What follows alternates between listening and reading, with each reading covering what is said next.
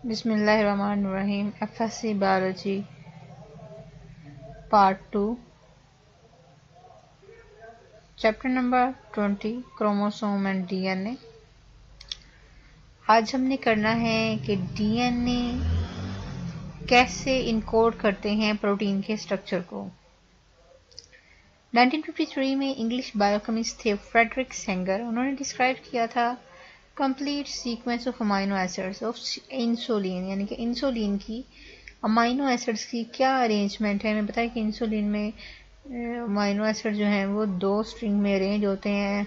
एक में 21 amino acids होते हैं, दूसरी में 31, और टोटल जो है 51 अमाइनो एसिड की एक स्ट्रिंग होती है। सेंगर की अचीवमेंट सिग्निफिकेंट थी कि इसमें उन्होंने डेमोन्स्ट्रेट किया था कि जितने भी प्रोटीन्स हैं वो definable sequence of amino acid से मिलकर बनती हैं।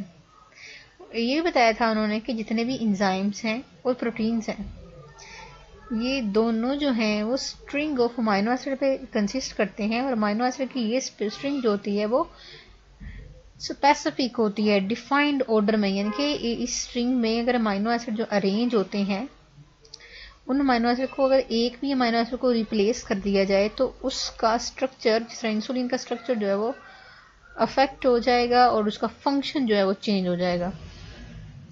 सेंगर के वर्क के बाद वर्नोन इंग्राम ने 1956 में डिस्कवर किया सिकल सेल एनीमिया को, यानी कि इसकी मॉलिक्यूलर बेसिस डिस्कवर की कि ये डिजीज किस तरह होती है। सिकल सेल एनीमिया में क्या होता है,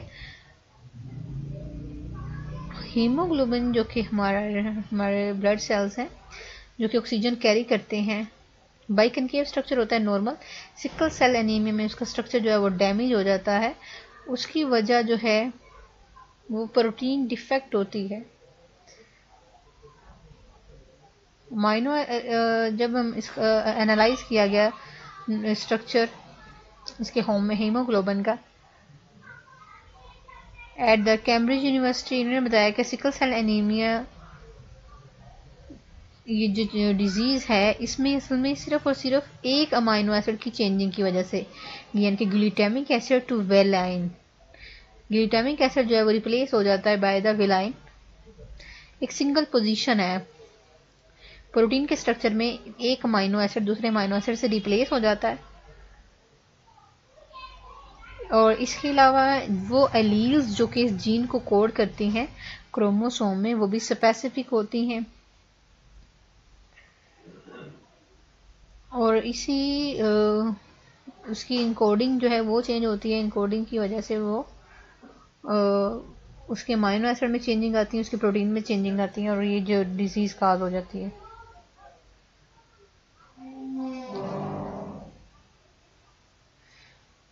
बहुत से एक्सपेरिमेंट किए गए और फाइनली ये रिजल्ट मिला कि जीन्स जो हैं वो यूनिट ऑफ हेरिडिटी हैं, और जो करेक्टरिस्टिक सिकल सेल एनीमिया जो मोस्ट हेरिडिटरी ट्रेट है, यानी कि विरासती तौर पे ये बीमारी जो होती है एक जनरेशन से दूसरी जनरेशन में मूव करती है, और इसमें होता क्या, प्रोटीन का स्ट्रक्चर चेंज हो जाता है। और चेंजिंग कहाँ पे आती है, सीक्वेंस ऑफ अमाइनो एसिड, वो अमाइनो एसिड की सीक्वेंस जो कि प्रोटीन बनाती है उसमें चेंजिंग आती है। ये सीक्वेंस की अमाइनो एसिड की सीक्वेंस में चेंजिंग की वजह से,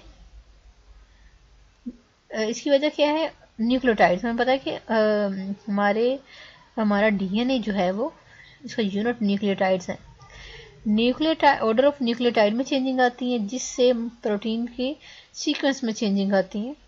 एग्जाम्पल दी हुई है क्रिटिकल चेंजिंग कैसे आती है सिकल सेल एनीमिया में।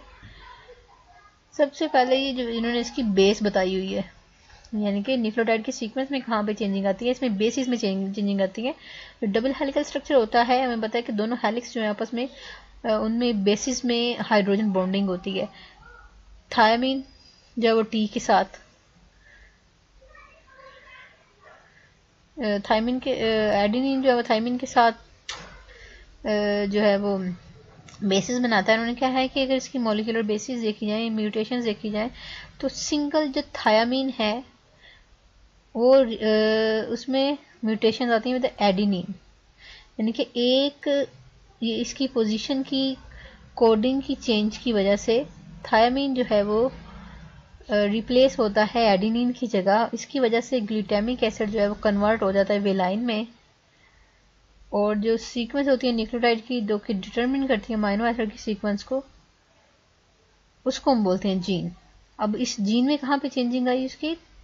Thymine is replace by the adenine. अब थायमीन और एडिनिन की रिप्लेस होने की वजह से उसके अमीनो एसिड में चेंजिंग आ गई कि ग्लूटामिक एसिड जो है वो रिप्लेस हो गया वेलाइन में, जिसकी वजह से डिजीज शो होती है। This is the normal haemoglobin beta chain. Alpha और बीटा चेन से मिलकर बना होता है। बीटा चेन में वेलाइन, हिस्टिडाइन, ल्यूसीन, थ्रियोनिन, टोरलिन, ग्लूटामिक एसिड और ग्लूटामिक एसिड।